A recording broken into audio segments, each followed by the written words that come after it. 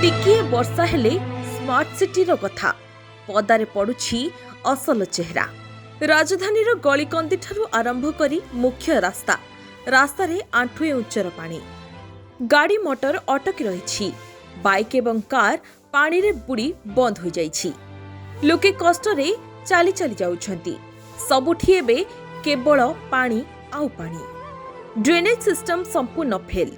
नाଳ ନର୍ଦ୍ଦମା ସଫା ନ ହେବାରୁ ଆଜି ସାଧାରଣ ଲୋକଙ୍କୁ ଭୋଗିବାକୁ ପଡୁଛି ନାହିଁ ନଥିବା ଯନ୍ତ୍ରଣା। ଡ୍ରେନ୍ରୁ ଦୁର୍ଗନ୍ଧ ପାଣି ରାସ୍ତାରେ ଲହଡ଼ି ଭାଙ୍ଗୁଥିବା ବେଳେ ଖୋଲା ଡ୍ରେନ୍ ସାଜିଛି ଜୀବନ୍ତ ଜମନ୍ତା। ଦୋକାନ ଭିତରେ ପାଣି, ଘର ଭିତରେ ବି ପାଣି। ଗାଡ଼ିଗୁଡ଼ିକ ରାସ୍ତା ମଝିରେ ବନ୍ଦ ହୋଇଯାଇଥିବାରୁ ଘଣ୍ଟା ଘଣ୍ଟା ଧରି ଟ୍ରାଫିକ୍ ସମସ୍ୟା ସୃଷ୍ଟି ହେଉଛି। ଛୋଟ ପିଲାଙ୍କଠାରୁ ଆରମ୍ଭ କରି ବୃଦ୍ଧ ସମସ୍ତେ ଏହି ଜଳବନ୍ଦୀ ସ୍ଥିତିରେ ନାକେଦମ୍। ନାକୁ ସ୍ମାର୍ଟ ସିଟି, କେବଳ କାଗଜ କଲମରେ ଭୁବନେଶ୍ୱର ଚକାଚକ। ହଁ ଦର୍ଶକ ବନ୍ଧୁ, ଏ କଥା କହିବାର କାରଣ ଦେଖନ୍ତୁ ଏ ଭିଡିଓକୁ। ଏହା କୌଣସି ବସ୍ତିର ଚିତ୍ର ନୁହେଁ। ଚାରିଆଡ଼େ ଅଟ୍ଟାଳିକା ତାଜମହଲ ପରି ବିଲ୍ଡିଂ, ହେଲେ ଦୁଆରେ ଜମୁଛି ନର୍ଦ୍ଦମା ସ୍ୱରାଜ ଡ୍ରେନେଜ ପାଣି। ଏ ହେଉଛି ପଳାଶୁଣୀରେ ଥିବା ସତ୍ୟ ବିହାର ଦୃଶ୍ୟ। ରହିଛି ବଡ଼ ବଡ଼ ଇଂଲିଶ ମିଡିୟମ ସ୍କୁଲ। ସକାଳ ହେଲେ ହଜାର ହଜାର ପିଲା ଏହି ମଇଳା ନର୍ଦ୍ଦମା ପାଣିରେ ଚାଲିକି ଯାଆନ୍ତି। ପ୍ରତ୍ୟେକ ବର୍ଷ ଏହି ପରିସ୍ଥିତି।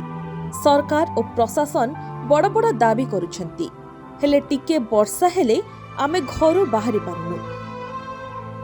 ଡ୍ରେନ୍ ସଫା ହେଉନି କି ପାଣି ନିଷ୍କାସନର କୌଣସି ସ୍ଥାୟୀ ସମାଧାନ ହେଉନି।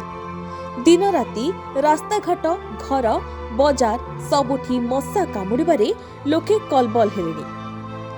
ଏଭଳି ମଶା ଉପଦ୍ରବ ଆମେ କେବେ ଦେଖିନଥିଲୁ।